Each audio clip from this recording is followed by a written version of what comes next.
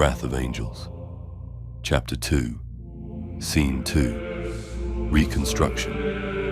Amid the debris of shattered Caliban. Month 7, year 258, the 41st millennium. The work became ritual. Days no longer counted themselves in hours but in failures, and failures were fuel. The book of failures grew fat, its leather swollen with ink, wax, and blood ground into the seams. Each page turned heavy as a millstone, the book's growing ledger. Entry 77. Brace collapsed. 7 serfs crushed. Names recorded. No error admitted. Entry 84. Pump burst. Steam scalded 9. Ash gathered for mortar. Litany sung. Entry 96. Crane snapped. 5 fell into the void. Ropes sang. Nothing recovered. Entry 102. Heart stopped in furnace heat. Alone, sacrificed. Entry 118. Wall would not take weld. 6 adepts broke tools and mines. 1 laughed until throat burst. By the 100th entry, the style had changed. The early neatness was scripture. Later lines were written with a hand trembling from repetition. Margins filled with catechisms, copied like marginal prayers. Pride resists the weld. Pride fractures brace. Pride calls the storm. To persist is devotion. To break is confession. Confession is fuel. Soon the margins became their own scripture, voices echoing each other. Entry 123. Sawdust caught in vent. Fire spread. 8 consumed. Ash remains sieved for mortar.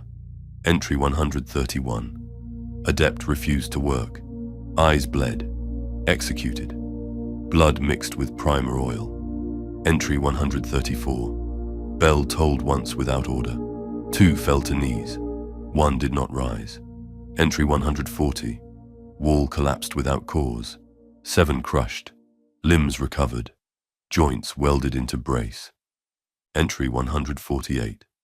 Stained glass pane shattered before installation. Fragments arranged themselves into a wing. Photograph prohibited. Fragments ground for pigment. Entry 152. Cable snapped with no load. 3 flung into nave. Only shadows recovered. Entry 159. Servitor halted without command. Spoke once. Leave. Decommissioned immediately. Entry 164. Lector fell from gallery. Spine snapped. Witnesses swore he had been standing still. Entry 170. Fire door sealed without cause. 4 suffocated. Ash jar placed beneath altar. Entry 176. 27 nails rejected by stone, bent into hooks, hung above work gang cots. Entry 181. Choirmaster found with score written in his veins. Notes bled clean, no ink nearby. Entry 187. Frost spread across reliquary wall. Shapes resembled hands. Meltwater collected for analysis. Consumed as libation. Entry 190. Rivet guns all jammed in unison. 7 men beaten to death trying to free them. Tools untouched afterward. Entry 194. A statue's head rotated unbidden to face altar. 3 adepts struck blind. Eyes found intact. Pupils white as ash. No one spoke of the entries aloud anymore. Reading them became like dragging a blade across one's tongue. Thranos. Acolyte. Thranos obsessed. He traced circles across his slates, filling the wax with arcane patterns. His fingernails split from scratching. His voice rasped as though pulled through gravel. It spares the cruel. It takes the kind, he muttered, tallying names of the dead against small favors granted to survivors.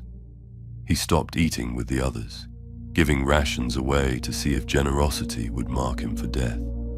He drank condensation from pipes, licking iron as if tasting the ship's mood. He began to haunt thresholds, ear pressed to hinges, listening. "The ship is not asleep," he whispered to anyone who passed. "It is waiting for the right name." Serfs avoided him, yet some found him at night by accident, scratching glyphs into stone with chalk stolen from masons. He joined the chalk lines into circles and spoke inside them until his throat bled. One night he told a riveter, "Hide your dead's names. If you remember them, it takes you. Forget them, and it passes." The riveter spat, but later scratched out his wife's name from the tattoo on his arm until it was only a scar. The day Thranos vanished, witnesses swore he walked calmly through a door. The hinges shrieked, the door slammed. When it was forced, nothing was inside. No body, no tool, not even dust. Hierodek tried to record the death. Entry 200, Acolyte Thranos, lost to sealed door. Cause unknown. The stylus snapped. A second stylus dried mid-ink. No mark would take. The line remained blank. In the margin he wrote, "Absence heavier than presence," a subtraction recorded by subtraction itself. The blank page was heavier than any filled one. Men turned past it quickly, the way you avert your eyes from a coffin too small. The cathedral taking shape. Steel stitched to stone like scar tissue. Vaults were cut into Caliban's crust, chambers yawning deep.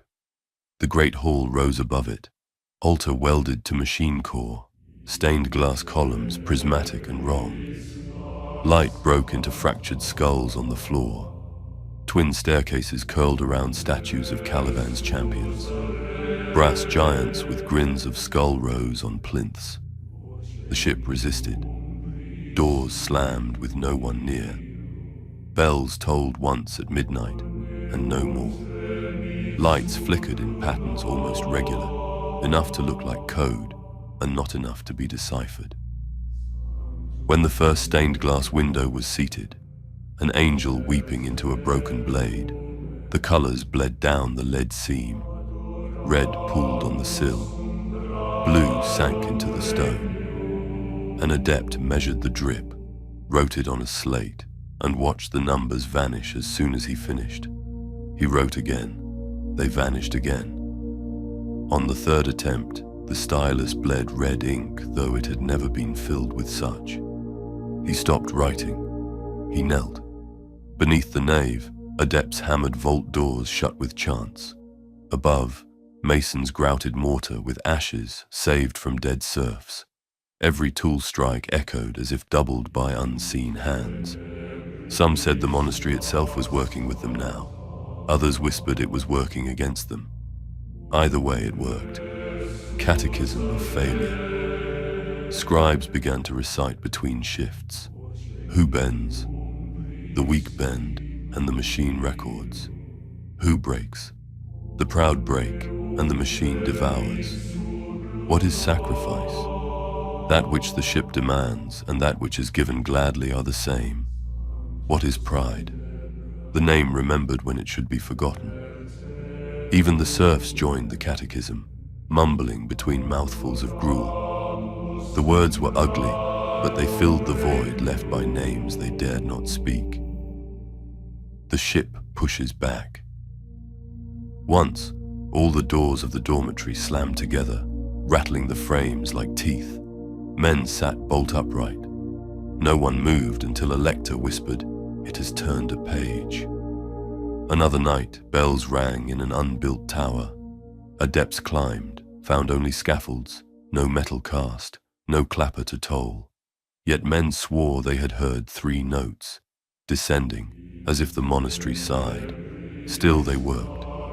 Still the ship resisted. Still the book filled. By the 150th entry, no one knew if they were recording failures or prayers. This has been Wrath of Angels, Chapter 2, Scene 2, Reconstruction. Chapter 2, Scene 3 follows.